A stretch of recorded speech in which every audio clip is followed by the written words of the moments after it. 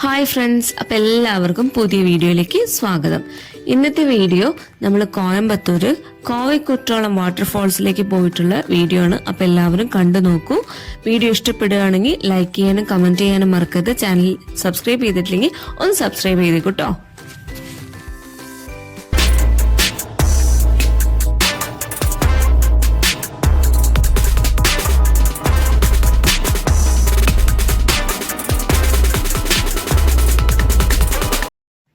കോവൈ കുട്രാളം കോയമ്പത്തൂർ ടൗണിൽ നിന്ന് ഏകദേശം ഒരു 40 കിലോമീറ്റേഴ്സ് ഉള്ളിലാണ് ഡിസ്റ്റൻസ് വരുന്നത്. സിരുവാണി മെയിൻ റോഡിൽ നിങ്ങൾക്ക് ഫാമിലിയുടെ കൂടെ ഫ്രണ്ട്സിൻ്റെ കൂടെയൊക്കെ ഒരു 1 ഡേ സ്പെൻഡ് ചെയ്യാൻ പറ്റിയ ഒരു അടിപൊളി സ്പോട്ടാണ് കോവൈ കുട്രാളം വാട്ടർഫോൾസ്.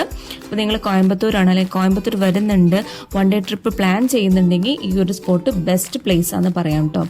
അപ്പോൾ നമുക്ക് ഇങ്ങോട്ടേക്ക് എല്ലാ സമയത്തും പോയി കഴിഞ്ഞാൽ നന്നായിരിക്കില്ല, കാരണം വെള്ളം വേണം. അപ്പോൾ സമ്മർ സീസണിലൊക്കെ നിങ്ങൾ ഈ ഒരു ട്രിപ്പ് പ്ലാൻ ചെയ്യുകയാണെങ്കിൽ അത് വേണ്ടാന്ന് വെക്കുന്നതായിരിക്കും ബെസ്റ്റ്.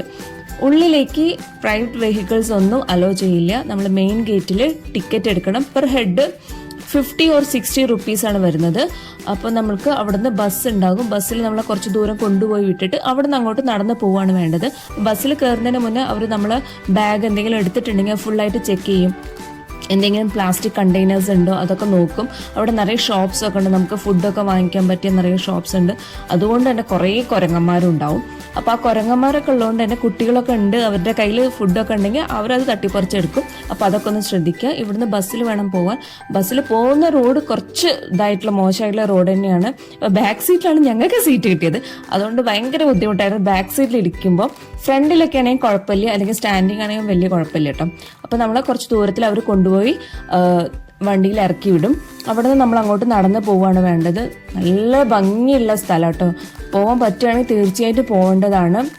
അപ്പോൾ അവിടെ നിറയെ കുരങ്ങന്മാരും, പിന്നെ അതേപോലെ തന്നെ മലയണ്ണൻ. ഇപ്പോൾ നമ്മൾ മലയണ്ണാനാണ് മേലെ ഉള്ളത്, നിങ്ങൾക്ക് കാണാൻ പറ്റുന്നുണ്ടോ എന്നറിയില്ല.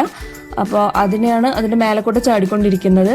പിന്നെ അതേ കാണുന്നത് ഒരു ഹാങ്ങിങ് ബ്രിഡ്ജ് പോലെയാണ് തോന്നുന്നത്. ഹാങ്ങിങ് ബ്രിഡ്ജാണ് തോന്നുന്നത്. അത് പ്രോപ്പറായിട്ട് മെയിൻറ്റെയിൻ ചെയ്യാത്തതുകൊണ്ട് എന്തോ അത് നശിച്ചു പോയിട്ടുണ്ട്.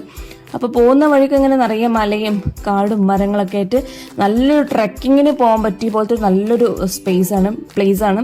അപ്പോൾ അത്യാവശ്യം ദൂരമുണ്ട് നമുക്ക് ആ വാട്ടർഫോൾസിൻ്റെ അവിടേക്ക് പോകാനും. അത്യാവശ്യം നല്ല തിരക്കുണ്ടായിരുന്നു ഞങ്ങൾ പോയ ദിവസം. നമ്മൾ പോയത് ഇത് കുറേ മുന്നേ എടുത്തിട്ടുള്ള വീടാണ്. പൂജ ഹോളിഡേയ്സിൻ്റെ ടൈമിലാണ് നമ്മൾ പോയിട്ടുണ്ടായിരുന്നത്. ഉള്ളിലേക്ക് നമുക്ക് 3 o'clock വൈകുന്നേരം 3 മണി വരെയുള്ളൂ എൻട്രി. അതിനുശേഷം നമ്മൾ ഉള്ളിലേക്ക് അലോ ചെയ്യില്ല. അപ്പോൾ നമ്മൾ പോയിട്ട് പിന്നെ താഴോട്ടേക്ക് ഇറങ്ങുകയാണ്. നമുക്ക് അവിടെ ഡ്രസ് ചേഞ്ചിങ് ഏരിയ ഒക്കെ ഉണ്ട്, പക്ഷെ അത് അത്ര നീറ്റ് ആൻഡ് ക്ലീൻ അല്ല. നമ്മൾ അതേപോലെ തന്നെ അവിടെ വെള്ളം നല്ല തണുപ്പായിരുന്നു കേട്ടോ. അതും ആദ്യം നമ്മൾ കാല് വെക്കുമ്പോൾ നമുക്ക് അയ്യോ നല്ലോണം തണുക്കുന്നുണ്ടല്ലോ എന്ന് ഫീലാകും.